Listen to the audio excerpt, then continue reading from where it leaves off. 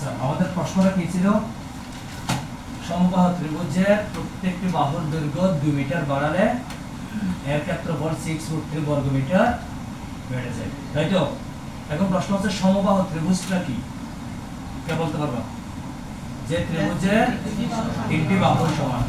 আমি যদি সমবাহু ত্রিভুজের একটা বাহুকে a ধরি, তাহলে তিনটা বাহু কি হয়ে যাবে তখন? a হয়ে যাবে। কারণ একটা বাহু যা হবে বাকি দুইটা বাহু কি?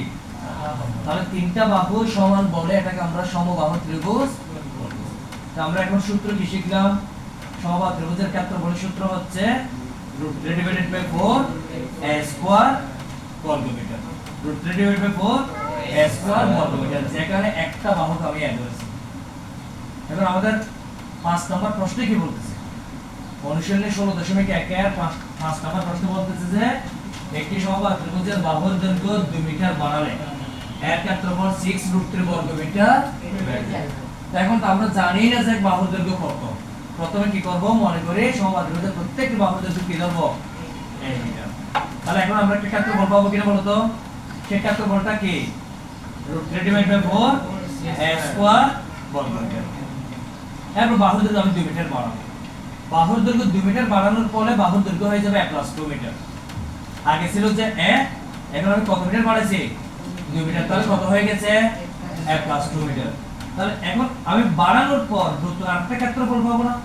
সেই ক্ষেত্রফলটা হচ্ছে √3 / 4 a + 2 হোল স্কয়ার। এই মুহূর্তে আমার হাতে কিন্তু দুটো ক্ষেত্রফল চলে আসছে। একটা হচ্ছে বাড়ার আগের ক্ষেত্রফল, এরপর 2 মিটার বাড়ানোর পর ক্ষেত্রফল। এখন যদি প্রশ্ন করা হয় ক্ষেত্রফল কতটুকু বাড়ছে, আমি কি করব? বড় ক্ষেত্রফলটা থেকে ছোট ক্ষেত্রফলটা মাইনাস করব। মাইনাস করলে যে রেজাল্টটা আসবে সেটা কিন্তু 6√3, যেটা প্রশ্নে বলে দিয়েছি। তাহলে কি লিখব প্রশ্ন মতে? √3 / 4 a + 2 whole square minus √3 / 4 a square equal to কত হবে? 6√3। আমি এখন কি করব? √3 / 4 কমন নেব, তাই তো? কমন নেওয়ার পর আমার হাতে যে মানটা থাকবে, √3 / 4 কমন নেওয়ার পর যে মানটা গুণের মধ্যে আছে সেই মানটা ডানে ভাগ হয়ে যাবে। এভাবে ক্যালকুলেশন করে আমরা বাহুর দৈর্ঘ্য এর মানটা বের করতে পারতেছি। কার বের হয়েছে? কত হয়েছে आंसर? 5। এই অঙ্কটা অবশ্যই কিন্তু সৃজনশীল হয়। বিভিন্ন বোর্ডে অনেকবার এই অঙ্কটাকে সৃজনশীল করা হয়েছে শুধু সমবাহু ত্রিভুজের এই নিয়ম থেকে। লিখো সবাই आंसर মধ্যে মিটার লিখে দাও, 5 মিটার। প্রত্যেকটা কাছে দেখাতে হবে। জীবন ভীষণ হচ্ছে না।